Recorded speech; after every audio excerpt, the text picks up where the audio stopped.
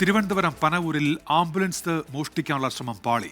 Tyre പഞ്ചറായതിനാൽ മോഷ്ടിച്ച ambulance ഉപേക്ഷിച്ച് മോഷ്ടാക്കൾ കടന്നു. ഇന്നലെ രാത്രിയാണ് ഈ സംഭവം ഉണ്ടായത്. അതിന്റെ CCTV ദൃശ്യങ്ങളാണ് ഇപ്പോൾ 24-ന് ലഭിച്ചിരിക്കുന്നത്. ഈ ദൃശ്യങ്ങൾ പ്രേക്ഷകരിലേക്ക് എത്തുന്നുണ്ട്. ഉമേഷ് ബാലകൃഷ്ണൻ വിവരങ്ങളുമായി ഇപ്പോൾ ചേരുന്നുണ്ട് തിരുവനന്തപുരത്ത്. ഉമേഷ്, വിവരങ്ങൾ എന്തൊക്കെയാണ്?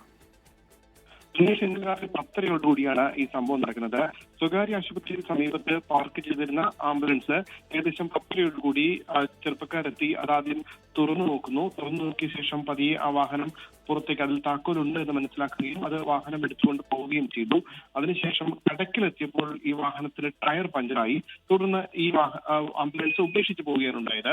സാധാരണ ഈ ആംബുലൻസിന് 4 ഡ്രൈവർമാരുണ്ട്. അപ്പൊ രാവിലെ എത്തി നോക്കിയ ഡ്രൈവർമാർ മറ്റ് 3 ഡ്രൈവർമാരിൽ ആരെങ്കിലും ഒരാൾ ഈ ആംബുലൻസ് കൊണ്ടുപോയിട്ടുണ്ടാകും എന്ന് കരുതി ആദ്യഘട്ടത്തിൽ പരാതിപ്പെട്ടു.